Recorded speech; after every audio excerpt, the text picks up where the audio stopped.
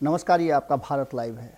खबर बहुत ज़रूरी है और सुबह सवेरे जब आपके पास ऐसी खबरें आती हैं तो निश्चित रूप से पहुंचाना बहुत ज़रूरी हो जाता है। खबर ही इतनी बड़ी है कि नीतीश कुमार का अचानक से भारतीय जनता पार्टी से, अचानक से ऐसा नहीं हुआ है, जबकि हम लगातार आपसे कह रहे हैं कि नीतीश कुमार का कहीं ना कहीं भारतीय जनता पार्टी के साथ मोह भंग हो चुका है।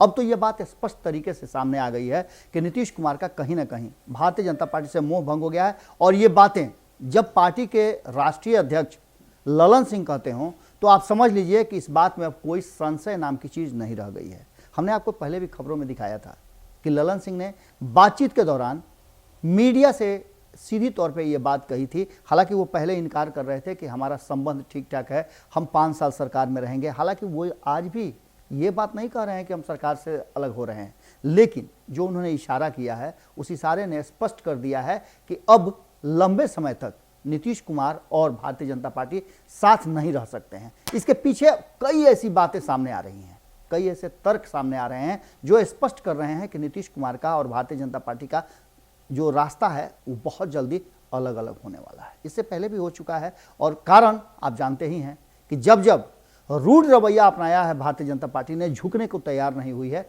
तब तक नीतीश कुमार ने कोई ना कोई फैसला लिया है। जैसा कि आपको पता है कि 2013 में नीतीश कुमार से बिना पूछे, क्योंकि एनडीए सरकार चल रही थी, एनडीए गठबंधन था और गठबंधन में नीतीश कुमार किसी के साथ कोई समझौता नहीं करना चाहते हैं। ललन सिंह ने स्पष्ट कहा है कि पहले वाली भारतीय जनता पार्टी नहीं रह गई, घुटन महसूस होती है। अब यह स्पष्ट हो गया है कि कहीं ना कहीं जो हम लगातार ये बातें कर रहे थे कि तीसरे मोर्चे की कवायद चल रही है और कहीं ना कहीं ललन सिंह भले ही आज इस बात को बोल रहे हों, लेकिन उपेंद्र कुशवाहा ने तो बहुत पहले बोल दिया था कि नीतीश कुमार पीएम मटेरियल है। इसके जड़ में, इसके तहखाने में अगर आप जाइएगा तो जितने दरवाजे पार कीजिएगा एक नए बात के साथ आप चौंकने को मजबूर हो जाएंगे। ललन सिंह ने स्पष्ट तरीके से कहा है कि जिस तरह से कांग्रेस राष्ट्रीय दल होते हुए थोड़ा सा अगर अपने आप को तैयार कर ले, साफ तौर पे उन्होंने कहा है कि कहीं ना कहीं कांग्रेस जो है उसकी उदारता में कमी आ गई है। अगर थोड़ा सा उदार हृदय लेकर के सामने आ जाए तो आज स्थिति बदल सकती है। इसका सीधा मतलब आप समझ सकते हैं, जो हम लगातार आपको कह रहे हैं कि एक बड़े कैनवास पर एक बड़ी तस्वीर खींचने की तैयारी हो रही है और नरेंद्र मोदी के विरुद्ध नीतीश कुमार का जो चेहरा है उस चेहरे को फिट करने की कोशिश की जा रही है। उस कोशिश में भारतीय जनता पार्टी के विरुद्ध अगर कोई लोहा ले सकता है और नरेंद्र मोदी के विरुद्ध कोई लोहा ले सकता है तो वो कांग्रेस है और नीतीश कुमार है। ये बातें कहीं ना कहीं स्थापित करने का कोशिश स्पष्ट तरीके से ललन सिंह ने कर दिया है। इसके लिए वो कोई भी समझौता कर सकते हैं। हमने आपको बताया था कि कांग्रेस इस बात के लिए तैयार है कि भारतीय जनता पार्टी को सत्ता से बेदखल करने के लिए वो कोई भी समझौता कर सकते हैं। सोनिया गांधी ने G23 का जो चिट्ठी लिखा था सबको और कई बैठकें हो चुकी हैं, उसमें जदयू नहीं था। जदयू एक अलग तरह की राजनीति और रणनीति तैयार कर रहा था, लेकिन वो सक्सेस नहीं हुआ।